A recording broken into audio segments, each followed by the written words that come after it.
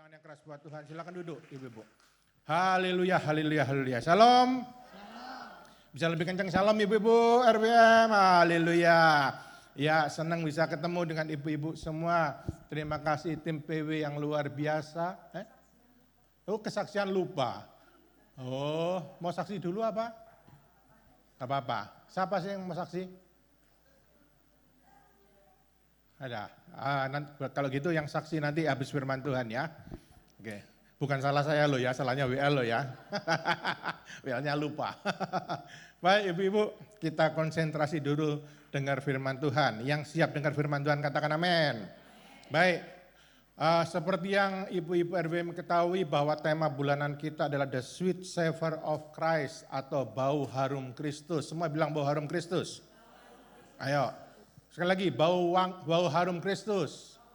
Oke, ayat emasnya di 2 Korintus 2, 14-15. Yuk kita sama-sama baca dengan suara yang keras yuk. Bisa kelihatan di monitor? Oke, saya sudah tulis di monitor supaya ibu gampang melihat.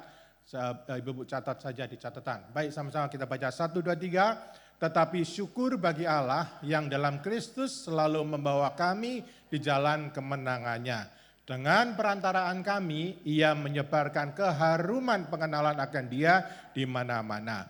Sebab bagi Allah, kami adalah bau yang harum dari Kristus di tengah-tengah mereka yang diselamatkan dan di antara mereka yang binasa. Semua yang percaya katakan, amin. Supaya ibu-ibu lebih jelas tentang ayat ini, mari kita ganti kami dengan saya. Ya, oke siap? Kita ganti kami dengan saya.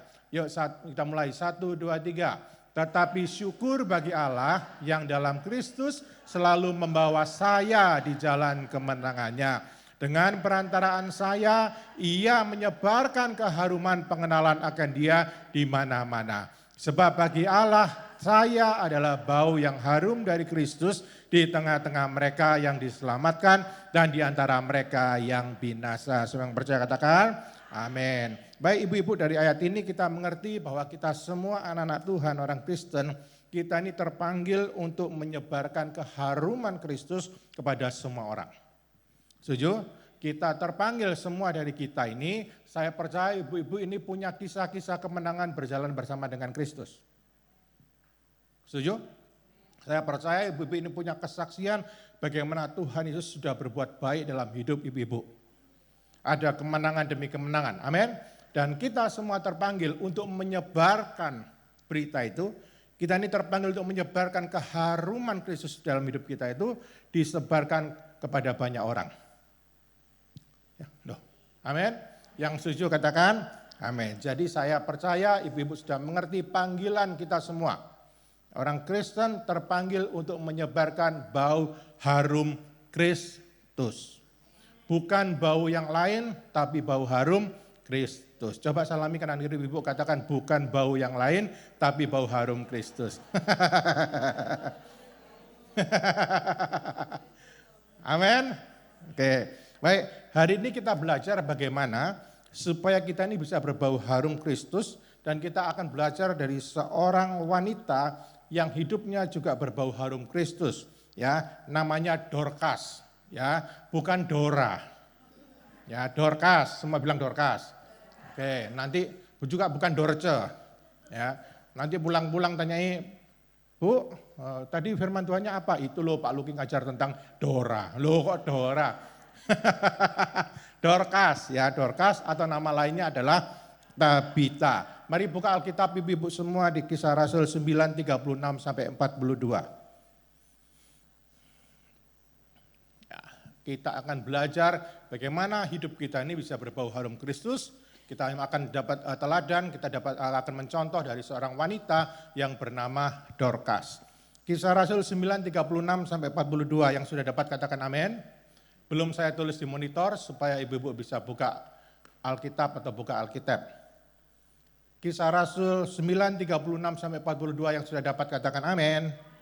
Baik, yuk sama-sama perhatikan, saya akan bacakan buat ibu-ibu semua. Berkata demikian, di Yope ada seorang murid perempuan bernama Tabita, dalam bahasa Yunani Dorcas. Jadi perempuan itu banyak sekali berbuat baik dan memberi sedekah. Tetapi pada waktu itu ia sakit lalu meninggal dan setelah dimandikan mayatnya dibaringkan di ruang atas. Terjadi sesuatu dalam hidupnya, tidak diketahui kenapa dia, mungkin karena sakit tiba-tiba orang ini meninggal. Padahal dia ini dalam semasa hidupnya dia banyak berbuat baik dan memberi sedekah. Lida dekat dengan Yope, ini nama kota. Ketika murid-murid mendengar bahwa Petrus, perhatikan, ada Petrus, ada Dorcas. Semua bilang Petrus. Coba lagi, ada Dorcas, ada Petrus. Kayaknya lebih kompak lagi. Yuk, ada Dorcas, ada Petrus. Yuk, 1, 2, 3. Ada Dorcas, ada Petrus. Ada Kamyu, ada Akyu. Oke, coba asalnya. Apa sih? Ada Petrus, ada Dorcas. Oke, baik. Oh ya, bahwa Petrus ada di Lida, segera mereka menyuruh 2 orang kepadanya dengan permintaan, segeralah datang ke tempat kami. Maka berkemaslah Petrus dan berangkat bersama-sama dengan mereka. Setelah sampai di sana, ia dibawa ke ruang atas dan semua janda datang berdiri dekatnya dan sambil menangis mereka menunjukkan kepadanya semua baju dan pakaian. Apa beda nih baju dan pakaian? Ayo. Bingung kan? Baju dan pakaian, nanti kita belajar sama-sama ya. Yang dibuat Dorcas waktu ia masih hidup. Ternyata waktu Dorcas masih hidup, dia ini suka berbuat baik, buatin baju. Ya, kepada mereka yang kekurangan, dibuatin baju atau pakaian. Ya. Tetapi Petrus menyuruh mereka semua keluar, lalu ia berlutut dan berdoa. Kemudian ia berpaling ke mayat itu dan berkata, Tabita, bangkitlah. Lalu Tabita membuka matanya dan ketika melihat Petrus, ia bangun lalu duduk. Petrus memegang tangannya dan membantu dia berdiri. Kemudian ia memanggil orang-orang kudus beserta janda-janda, lalu menunjukkan kepada mereka bahwa perempuan itu hidup. Peristiwa itu tersiar di seluruh Yope dan banyak orang menjadi percaya kepada Tuhan. Semua yang percaya katakan amin. Baik Bapak Saudara, kita belajar sama-sama sekarang. Baik, Tabita dan Dorcas itu punya arti yang sama. Nama ini punya arti yang sama, tapi dari bahasa yang berbeda Bapak Saudara. Ibu-ibu ya, Tabita itu bahasa Aram. Zaman itu orang berbicara dengan bahasa Aram, ya. Tabita itu bahasa Aram atau orang bilang orang Yahudi nyebutnya Tabita, tapi hari itu juga ada bahasa Yunani, ya. Nama lain dari Tabita adalah Dorcas. Nama ini punya arti, ya. Nama Dorcas atau Tabita ini punya arti. Artinya apa? Gazelle dalam bahasa Inggris, disebut juga dengan bahasa Indonesianya rusa betina. Ya, rusa betina. Semua bilang rusa betina. Ya, kalau rusa betina berarti itu lambang kelembutan. Wanita kan lambang lembut ya, lambang kecepatan ya. Rusa kan cepet tak ya, sat bat ya. Dan kemurahan hati. Ya, dan mungkin waktu dia lahir, mamanya kasih nama dia Tabita atau Dorcas supaya dia ini jadi orang yang murah hati, betul ya. Jadi wanita yang lembut atau wanita yang tak gitu ya. Dan ternyata betul Bapak Ibu Saudara ya. Ternyata namanya sesuai dengan karakternya. Betul? Nama itu selalu bicara dengan karakter. Betul enggak? Orang ingat nama ibu-ibu, pasti ingat karakter ibu-ibu. Ya Pak ya?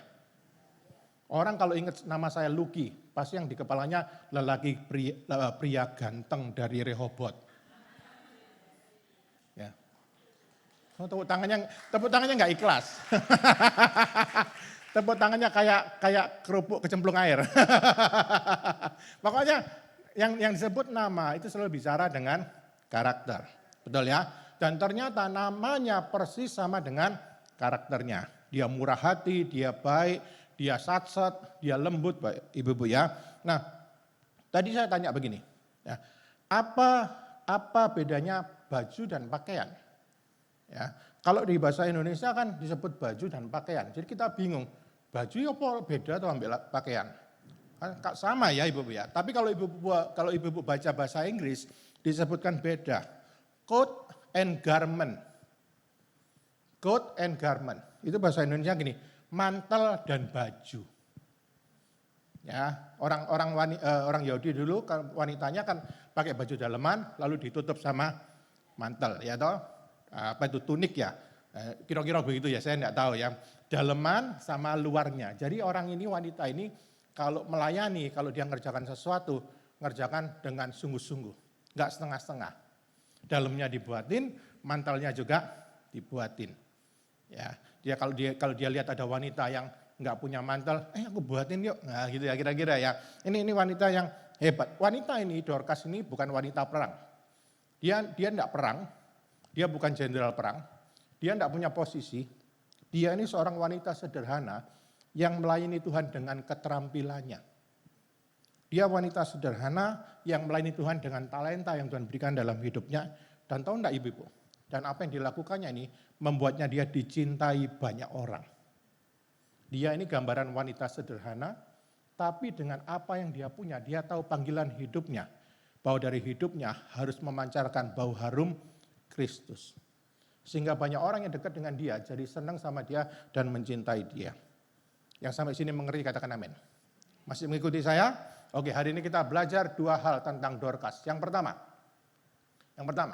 disebutkan begini, Kisah Rasul 9 ayat 36, bahwa Dorcas itu adalah seorang murid. Semua bilang murid. Lihat ibu perhatikan, lihat cara Alkitab memperkenalkan Dorcas. Yang pertama, perhatikan ya. Di Yope ada seorang murid perempuan. Yang pertama, identitas pertama dari Dorcas adalah dia seorang murid. Artinya apa Pak Ibu-ibu? Dia orang Kristen, dia pengikut Kristus. Itu yang pertama. Cara Alkitab memperkenalkan Dorcas itu unik. Disebut yang pertama kali, tidak disebutkan namanya, tapi disebutkan dia murid. Kenapa saya nuding-nuding begini? Murid. Yang kedua, cara Alkitab memperkenalkan Dorcas, baru disebutkan namanya. Betul ya? Bernama Tabita dalam bahasa Yunani Dorcas. Ingat, kalau saya bicara nama, berarti saya bicara karakter. Cara Alkitab memperkenalkan Dorcas. Dorcas yang pertama dikenal sebagai murid. Yang kedua, Dorcas dikenal punya karakter yang baik. Yang ketiga, perhatikan, perempuan itu banyak sekali berbuat baik dan memberi sedekah. Cara Alkitab memperkenalkan Dorcas yang terakhir, yang ketiga adalah dari perbuatannya. Ibu, mari saya kasih tahu. Biarlah 3 susunan identitas ini boleh nempel pada kita semua. Juga pada ibu-ibu RWM di tempat ini.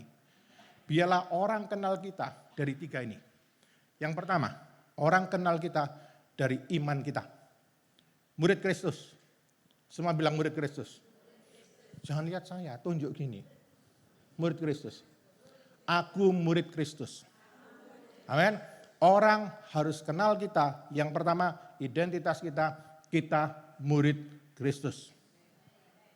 Kita pengikut Kristus. Kita melakukan firman. Amin. Setuju? Yesus ada dalam hidup kita. Ingat ibu-ibu, orang dunia akan mengenal kita bukan dari nama kita dulu, tapi dari iman kita. Dari Yesus yang ada dalam hidup kita. Setuju? Yang kedua, orang harus mengenal kita. Yang kedua, dari nama kita. Kalau saya bicara nama, berarti saya bicara karakter. Saya berdoa supaya ibu-ibu di tempat ini, ketika orang dengar nama ibu-ibu, yang muncul dalam pikiran mereka adalah orang yang baik. Bukan? Amin? Yang karakternya baik. Setuju? Yang luar biasa. Yang baik budi, tidak sombong, pandai menabung. Ingat loh, Alkitab berkata demikian. Ya, nama baik lebih harum, lebih berharga dari minyak yang mahal. Bicara apa itu? Karakter. Karakter kita ini jauh lebih mahal dari parfum yang mahal. Amin? Ibu-ibu pernah beli parfum? Pernah? Paling mahal berapa?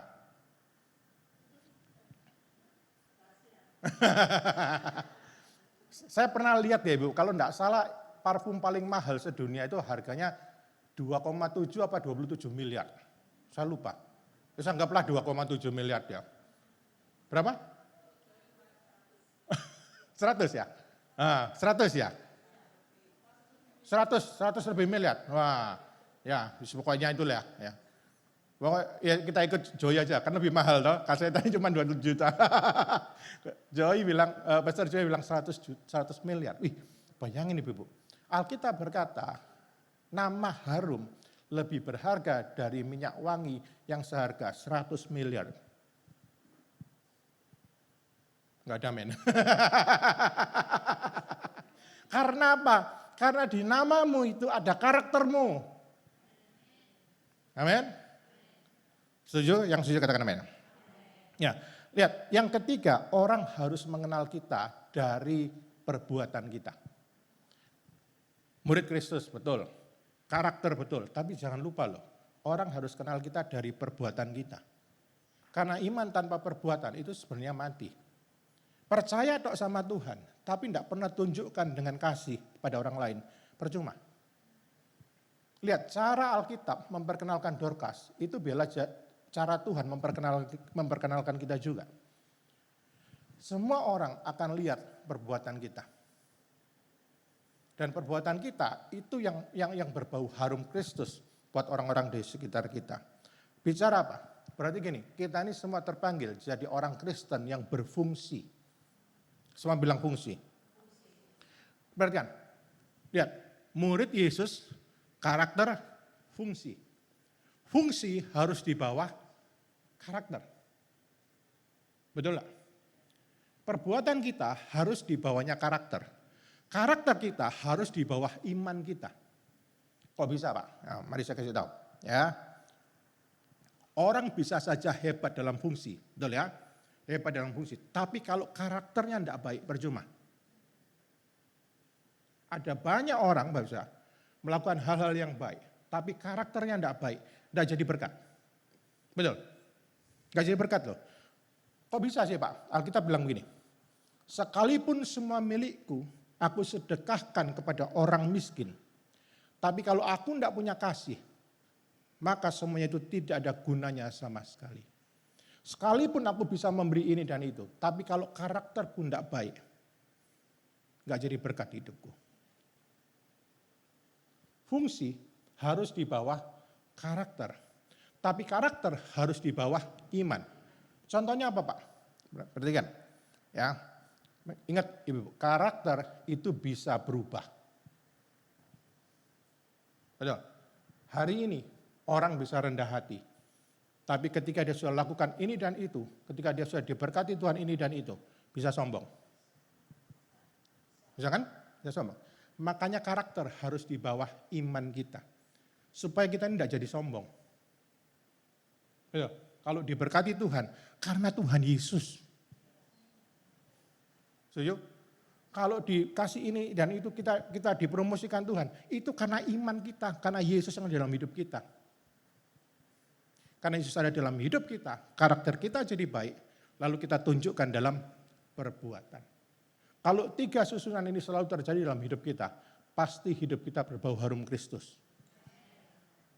Amin? Yang setuju katakan amin. Kita lihat sekarang ada 3 tanda murid. Saya percaya ibu-ibu semua di tempat ini adalah murid Kristus. Ya, perhatikan. Lihat. Oh ini kira-kira bajunya ya, kira-kira baju zaman dulu ya. Saya enggak tahu, kan saya bukan orang dulu ya. Kira-kira fotonya gini ya. 3 tanda murid Kristus. Ibu-ibu, kalau ibu-ibu mau disebut dengan murid Kristus, gampang lihatnya dengan 3 tanda ini. Yang pertama, hidup dalam firman Tuhan. Kita berkata Yohanes 8 ayat 31, jikalau kamu tetap dalam firman-Ku, kamu benar-benar adalah muridku. Perhatikan, identitas Dorcas adalah sebagai murid. Dan dia menunjukkan bahwa Dorcas ini adalah seorang wanita yang hidup dalam firman Tuhan. Makanya dia disebut murid. Ya. Cara pertama, kalau kita ingin tahu kita ini murid Kristus atau bukan, adalah firman Tuhan jadi dasar hidup kita. Setuju? Bukan pikiran kita, bukan kekuatan kita, tapi firman Tuhan. Setuju? Yang kedua, tanda kedua seorang murid, disebut murid, adalah mengasihi satu dengan lainnya. Yohanes 3:35 berkata demikian, dengan demikian semua orang akan tahu bahwa kamu adalah murid-muridku, yaitu jikalau kamu Saling mengasihi. Cara kedua seseorang disebut murid Yesus adalah dia pasti mengasihi. Amin. Dia pasti mengasihi. Perhatikan. Dan ini juga kelihatan loh di hidupnya Dorcas. Bukankah Dorcas mengasihi orang lain? Waktu dia lihat ibu-ibu nggak punya mantel, dia buatin. Waktu ibu-ibu nggak punya baju, dia bilang, aku buatin yuk. Bukankah ini menunjukkan bahwa Dorcas itu punya kasih? Dan itu disebut dengan murid Yesus. Coba cek hidup kita. Kalau kita mau disebut murid Yesus, apakah ada kasih dalam hidup kita atau enggak? Tapi kelihatannya sih dari sini semua ibu-ibu RWM ini punya kasih semua. Amin. Semua saling mengasihi. Ya, bergandengan tangan dalam kasih, dalam satu hati. Kita jarang nyanyi itu ya sekarang ya. Sejak COVID itu kita kan enggak boleh gandengan ya. Yang ketiga, orang disebut murid Yesus kalau, perhatikan, yang ketiga, hidupnya menghasilkan buah. Lihat, Yohanes 15 ayat 5 berkata demikian, akulah pokok anggur dan kamulah ranting-rantingnya. Barang siapa tinggal di dalam aku dan aku di dalam dia, perhatikan, ia berbuah banyak. Sebab di luar aku kamu tidak dapat berbuat apa-apa. Semua yang percaya katakan, amin. Perhatikan, iman dan kasih dari Dorcas tadi diwujudkan dalam tindakan nyata. Dia berbuat baik. Tadi saya bilang begini, biarlah cara Alkitab memperkenalkan Dorcas, itu adalah cara Tuhan memperkenalkan kita. Yang pertama dilihat dari iman kita, yang kedua karakter atau nama, yang ketiga dari perbuatan. 3 hal ini kalau berjalan dengan baik, saya percaya kita semua ini berbau harum Kristus, kita disebut murid Yesus. Lihat, pelajaran pertama dari Dorcas adalah dia seorang murid Yesus. Saya percaya ibu-ibu semua tempat ini adalah murid Yesus dan kita semua terpanggil untuk melakukan sesuatu buat Tuhan Yesus, menyatakan bau harum Kristus yang ada dalam hidup kita kepada banyak orang. Yang percaya katakan, amin. Yang pertama, cepat-cepat saja ya, karena saya dapat waktu berapa menit Ibu Gembala? Hah? 45? Loh lama ya? Wah, lama. Masih lama. Padahal saya mau berjanji lagi loh tadi. Yang kedua, ya kita 2 saja. Dari Dorcas kita belajar bahwa Dorcas itu murid Yesus. Yang kedua adalah setia melayani. Semua bilang setia melayani. Tadi kita belajar dari Kisah Rasul 9 ayat 36 berkata demikian. Perempuan itu banyak sekali berbuat baik dan memberi sedekah. Kalau ibu-ibu baca di terjemahan sederhana Indonesia disebutkan begini. Perempuan itu selalu berbuat hal yang baik untuk orang lain dan sering menolong orang miskin. Coba perhatikan. Ada kata selalu dan ada kata sering. Itu koncoan ya, selalu dan sering, selalu dan sering. Ini menunjukkan apa ibu-ibu kita? Ada kata selalu, ada kata sering. Menunjukkan apa? Menunjukkan apa? Menunjukkan bahwa Dorcas ini bukan sekali 2 kali melakukan, tapi berulang kali.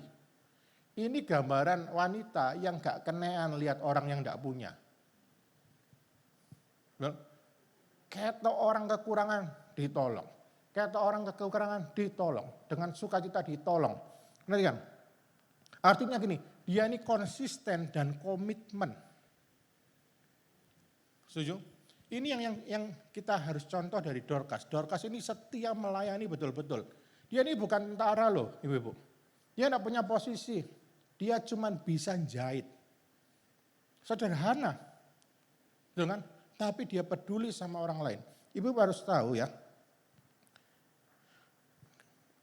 Zaman itu belum ada mesin jahit. Betul?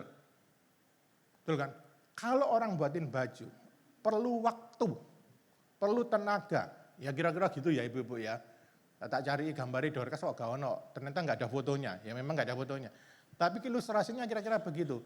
Untuk ngerjain baju atau mantel, ya itu harus gitu ya, sewing apa jahit gitu. Harus sungguh-sungguh, harus apa? Dipintal. Bikin kainnya dipintal. Itu enggak sebentar loh. Betul? Enggak sebentar. Tapi dengan tenaga, dengan sungguh-sungguh, dengan konsentrasi, dengan konsisten, komitmen, betul ya? Diulang-ulang ibu-ibu. Tapi waktu dia terus melakukannya diulang-ulang, orang-orang jadi cinta sama Dorcas. Bukankah melayani itu harus dengan setia melakukannya? Betul? Nggak bisa sekali, dua kali terus berhenti. Itu namanya enggak komitmen. Itu namanya enggak konsisten. Tapi keputusan kita melayani Tuhan, itu harus dilakukan berulang-ulang-ulang.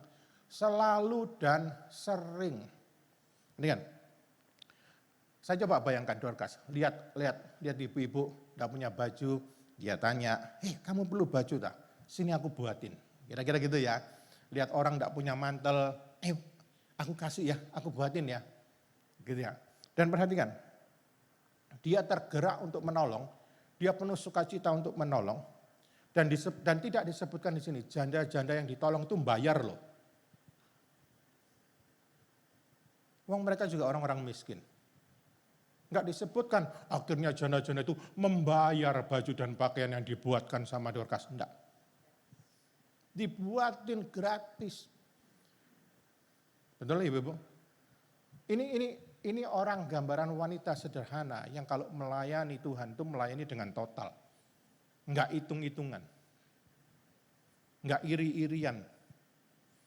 Biarlah ini jadi pelajaran buat kita semua ibu-ibu di tempat ini. Kalau kita melayani Tuhan, tugas apapun yang dipercayakan buat kita, ayo kita lakukan dengan total. Tanpa hitung-hitungan. Aku itu apa Tuhan? Enggak usah gitu. Amin. Terpanggil apa ibu-ibu, dimanapun Tuhan panggil, suruh ngerjain apa, lakukan total, sukacita, konsisten, sering dan selalu. Amin. Loh kok aminnya malas gitu toh? Kalau nggak semangat gitu saya ulang dari pertama loh, ayo. Kita ulang dari pertama. Amin ibu, ayo kita contoh Dorcas ini. Ya, dia bisanya itu ya dia kerjain itu, sederhana. Enggak hitung-hitungan, tapi hidupnya jadi berkat.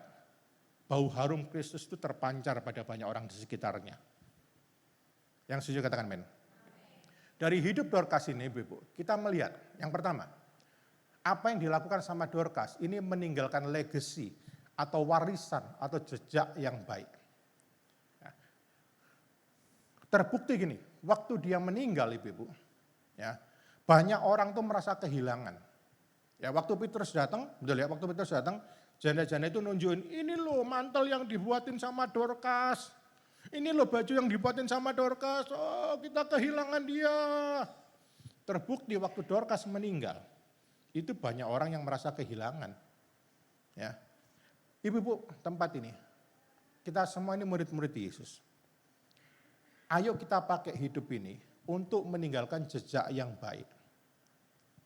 Warisan yang baik, yang bisa diikuti semua orang, supaya mereka juga diberkati melalui kehidupan kita. Amin. Paling enggak hidup kita harus meninggalkan jejak buat anak-anak kita. Setuju? Kita kasih contoh, nah ini loh, hidupku ini, aku mau meninggalkan warisan iman buat kamu, supaya kamu ngikuti jejakku. Kalau melayani, sungguh-sungguh melayani. Kemarin ibu-ibu, saya pelayanan di Subang, saya ketemu dengan sepasang suami istri yang sudah cukup, usianya sudah cukup tua, umur sekitar 6 bulan lebih, suami istri. Dia cerita tentang keluarganya. Saya cepat aja ya.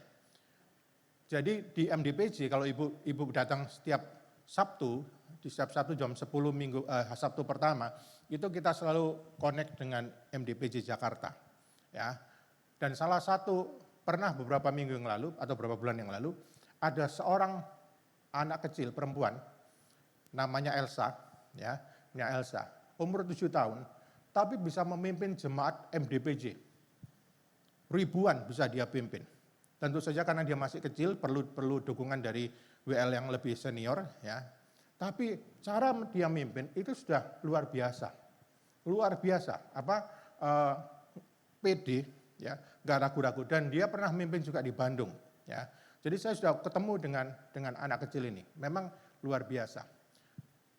Lalu dia cerita begini, kan saya enggak tahu kalau ternyata bapak ibu yang jemput saya, ngajak saya makan ini, ternyata opungnya si Elsa ini.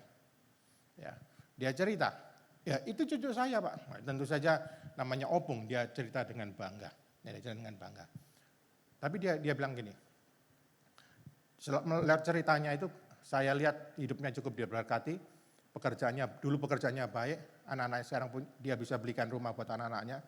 Tapi yang saya tangkap ini, kan, dia bilang gini, semua ini sampai anakku bisa dipakai Tuhan, kayak cucuku bisa dipakai Tuhan kayak begitu, semua ini karena anugerah Tuhan. Dulu Pak, waktu saya masih muda, waktu di Medan, dia bilang, waktu di Medan, saya ini, pelayanan saya, bawa tasnya gembala saya. Bawa tas, Bapak. Kalau pelayanan hari Minggu, kami harus berjalan kira-kira 4 jam, naik turun gunung, untuk bisa melayani ke gereja. Dan saya melakukannya selama 4 tahun. 4 tahun. Dan dia bilang gini, ternyata Pak, ternyata Tuhan itu memperhatikan kita ya Pak. Mari saya kasih tahu. Ini opung ini meninggalkan warisan yang baik buat cucunya. Warisan iman. Mungkin dia akan tidak pernah nyangka cucunya bisa dipakai Tuhan umur 7 tahun.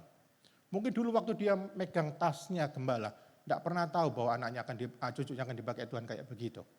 Tapi dia lakukan itu dengan sukacita selama 4 tahun. Tanpa dia sadari dia meninggalkan warisan, meninggalkan jejak buat anak cucunya. Anak cucunya melayani Tuhan. 2 orang dari mereka jadi diaken di gereja itu. Cucunya umur 7 tahun dipakai Tuhan jadi WL. Ibu mari saya kasih tahu. Ya. Ayo dalam hidup kita seperti Dorcas. Meninggalkan jejak, meninggalkan legacy, meninggalkan warisan yang baik. Supaya keturunan kita ini bisa ngikuti jejak kita. Amin. Mungkin sekarang tidak tahu, tapi Tuhan pasti memperhatikan jeripaya ibu-ibu. Tuhan itu tidak pernah berutang. Amin. Mungkin caranya beda, tapi Tuhan pasti memperhatikan jeripaya ibu-ibu di tempat ini. Mari saya kasih tahu. Mungkin sekarang belum kelihatan. Lihat aja, pasti ada hasilnya. Tapi dalam hidup kita harus meninggalkan jejak yang baik. Jangan meninggalkan jejak yang tidak baik. Yang setuju katakan? Lihat. Yang kedua, dari hidup Dorcas, kita belajar bahwa Dorcas memakai karunia-Nya untuk melayani Tuhan. Tadi saya ingatkan ibu-ibu, ada Dorcas, ada siapa? Petrus, ada Dorcas, ada Petrus, ada 2 orang yang disebutkan di situ. Betul? Ada 2 orang disebutkan di situ. 2 orang ini punya karunia yang berbeda-beda loh. Betul?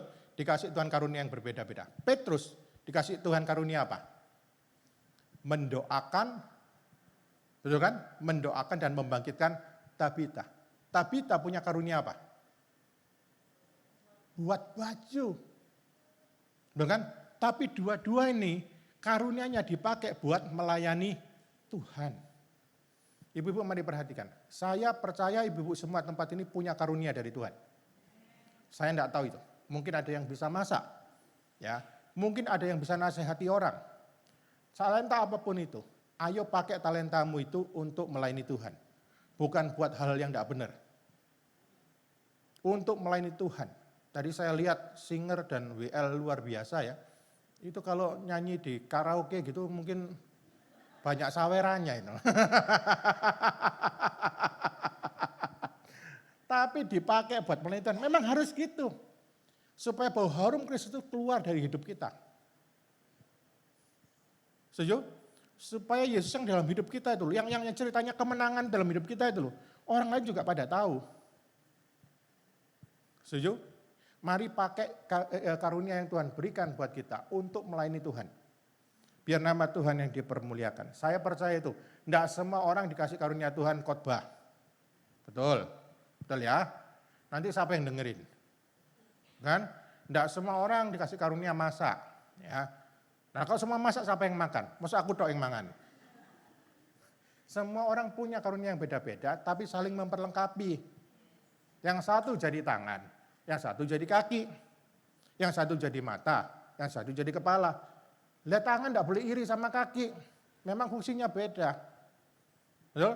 Telinga sama mata memang fungsinya beda, tidak perlu iri. Semua punya karunia masing-masing. Kayak Petrus, kayak Dorcas. Beda-beda kan. Petrus dipaksa suruh jahit, gak iso. Dorcas mungkin disuruh doain orang juga tidak bisa. Bukan itu panggilannya. Dia bukan rasul. Tapi dengan apa yang dia bisa. Dia memperhatikan orang lain. Dia buatin orang lain sederhana ibu-ibu. Buatin baju. Tapi hidupnya jadi berkat. Waktu dia meninggal, banyak yang nangis. Amin. Lihat dari hidup Dorcas, kita belajar doa. Yang ketiga, perhatikan. Dari hidup Dorcas, dengan apa yang sudah dilakukannya, Tuhan memperhatikan perbuatan baiknya. Tadi saya bilang tentang obong itu. Perhatikan, Dorcas itu sudah pernah meninggal loh ibu-ibu. Mati pernah, tapi Tuhan menghidupkannya kembali. Dihidupkan kembali sama Tuhan ibu. Nah, justru dari mujizat ini, orang tambah banyak yang kenal Yesus Kristus. Tambah nyebar beritanya, betul kan? Tambah banyak orang jadi percaya Yesus Kristus loh ibu-ibu. Jadi perhatikan, Tabita mengalami mujizat dari Tuhan. Ya, karena Tuhan memperhatikan kehidupan Tabita. Karena Tuhan memperhatikan hatinya Tabita. Jemaat Tuhan tempat ini, saya percaya Tuhan itu memperhatikan apa yang ibu-ibu lakukan. Ya, mungkin ibu-ibu waktu melakukan tidak ada orang tahu. Ya, tidak ada orang yang berkata thank you ya, nggak ada. Tapi tidak apa-apa, betul kan? Kayak tadi Tabita waktu buat baju, tidak ada yang ngasih uang sama dia. Gratis, betul kan? Mungkin waktu kita lakukan sesuatu tidak ada orang yang berkata terima kasih, tapi tidak apa-apa. Yang penting Tuhan tahu. Amin. Dan perhatikan, walaupun Tuhan memperhatikan perbuatan baik kita, tapi kalau kita melayani Tuhan, ayo melayani Tuhan dengan tulus. Setuju? Tetap tidak boleh hitung-hitungan. Lakukan dengan tulus, memberikan yang terbaik. Perkara nanti, itu biar Tuhan saja. Amin. Saya percaya waktu Tabita melakukannya, Tabita melakukan pelayanannya, itu dengan tulus. Wong dia selalu dan sering melakukannya. Padahal nggak dibayar. Betul kan? Sering dan selalu. Ibu-ibu melayani yang dipanggil Tuhan melayani tempat ini. Semua dari kita harus melayani Tuhan. Lakukan dengan tulus, betul ya? Selalu dan sering, nggak perlu hitung-hitungan. Yang setuju katakan amin. Ya. Tapi biar bagaimanapun, mari saya kasih tahu. Biar bagaimanapun, apapun bentuknya, Tuhan perhatikan perbuatan baik ibu-ibu. Ya. Walaupun kalau melakukan sesuatu harus tulus loh ya. Ingat ya kalau saya bilang begitu harus tulus. Oh katanya Pak Luki Tuhan memperhatikan perbuatan baikku. Terus kalau gitu aku giatai supaya aku dapat berkat itu juga. Maksud saya. Ibu ngerti toh? Kalau enggak ngerti saya ulang loh dari pertama. Ngerti kan? Tetap harus tulus, enggak boleh hitung-hitungan, enggak boleh melakukannya supaya dilihat orang, terus dihormati orang. Enggak. Siap. Bukan itu. Tulus saja melakukannya, nanti yang lain-lain itu urusannya Tuhan. Amin.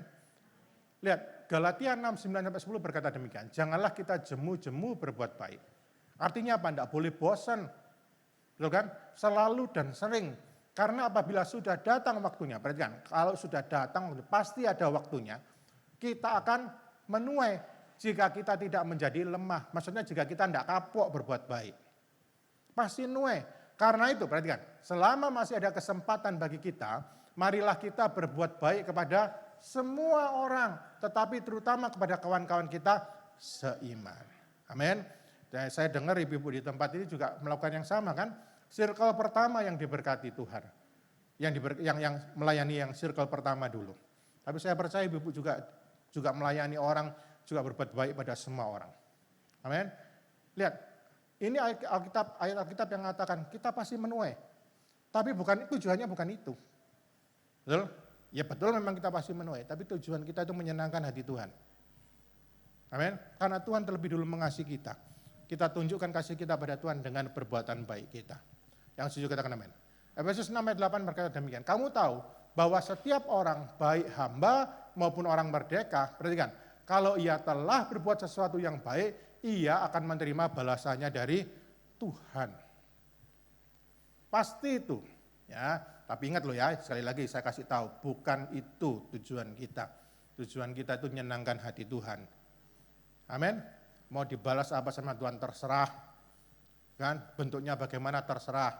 Kalau dari opung yang tadi yang saya cerita, dibalas Tuhan, cucunya umur 7 tahun dapat promosi jadi WL.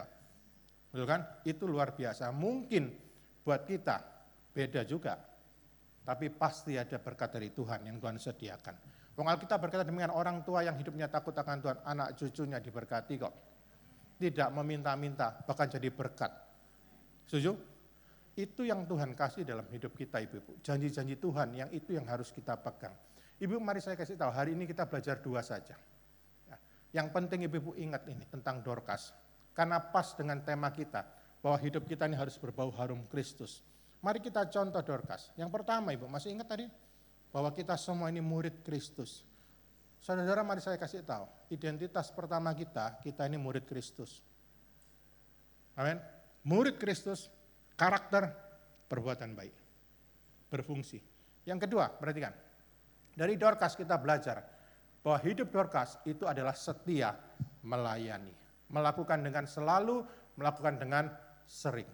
Dorcas bukan orang kaya, Dorcas bukan orang punya pendidikan, Dorcas bukan orang yang punya posisi, dia bukan pahlawan, dia bukan ratu, dia orang biasa, orang sederhana yang bisa melakukan apa yang dia bisa lakukan, dipakai untuk jadi berkat buat banyak orang. Sama dengan kita Ibu-ibu, saya percaya Ibu semua di tempat ini punya karunia masing-masing. Mari kita pakai untuk melayani Tuhan. Amin. Ibu mari saya kasih tahu, kita semua dipanggil Tuhan jadi parfum merek Kristus. Amin. Begitu disemprot, wanginya lebih wangi, lebih mahal dari 100 miliar. Saya berdoa, Ibu-ibu RWM tempat ini, semuanya wangi-wangi Kristus. Amin. Tepuk tangan dulu dong. Nah, Ibu-ibu, kemarin saya sudah saksikan Ibu-ibu RWM di Bandung loh. Kan ditanya, Pak, di Rehoboth lagi apa? Saya bilang dengan bangga. Oh, di tempat kami, Pak, ibu-ibunya lagi menyala-nyala. Lagi menyala-nyala, lagi semangat semuanya. Loh, kok enggak tepuk tangan? Lagi semangat semuanya, lagi setia melayani Tuhan. Passionnya gairah, lagi bergairah kalau beribadah. Bergairah kalau melayani. Karena kita semua murid Kristus. Amin. Mari tutup Alkitab Ibu-ibu, saya menang kita semua bangkit. Firman yang ditaburkan hari ini semua tertabur dalam tanah hati yang baik. Boleh berakar, bertumbuh dan berbuah banyak. Hamba tahu hamba terbatas, tapi kami tahu kami punya Roh Kudus yang tidak terbatas kuasanya, yang mampu menerjemahkan lebih sederhana lagi, yang mampu mengingatkan kami untuk melakukan firman Tuhan dengan penuh sukacita.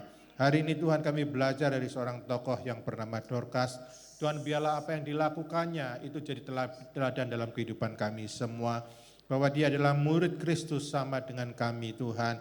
Tuhan biarlah kalau dia melakukan sesuatu dengan setia, biarlah wanita-wanita di tempat ini juga punya kesetiaan yang sama. Biarlah kami berbuat baik selalu dan sering pada orang-orang yang membutuhkan Tuhan. Biar dari hidup para wanita di tempat ini ada jejak, ada legacy, ada warisan yang baik yang bisa diikuti oleh banyak orang. Paling tidak diikuti oleh keluarga kami, oleh anak-anak kami Tuhan. Biarlah para wanita di tempat ini memakai karunia yang Tuhan berikan untuk melayani Tuhan dengan sungguh-sungguh, dengan penuh sukacita. Tuhan, hamba tahu Tuhan memperhatikan setiap apa yang kami lakukan Tuhan. Tuhan pasti memberkati kami masing-masing Tuhan. Pasti ada mujizat buat kami semua di tempat ini. Berkati para wanita di tempat ini Tuhan. Biarlah gairah melayani Tuhan itu tetap menyala-nyala. Gairah untuk bersekutu beribadah di tempat ini tetap menyala-nyala. Semuanya mengerti panggilan Tuhan dalam hidup kami Tuhan. Hamba berdoa Tuhan supaya setiap wanita di tempat ini berbau harum Kristus. Banyak orang mengenal Kristus melalui kehidupan kami semua. Diberkati semua pekerjaan kami, diberkati kesehatan, diberkati melalui ibu-ibu di tempat ini. Nama Tuhan dipermuliakan, keluarga dimenangkan. Terima kasih Tuhan. Dalam nama Tuhan Yesus kami berdoa dan mengucap syukur senantiasa. Sama-sama kita katakan amin. Haleluya. Silakan duduk.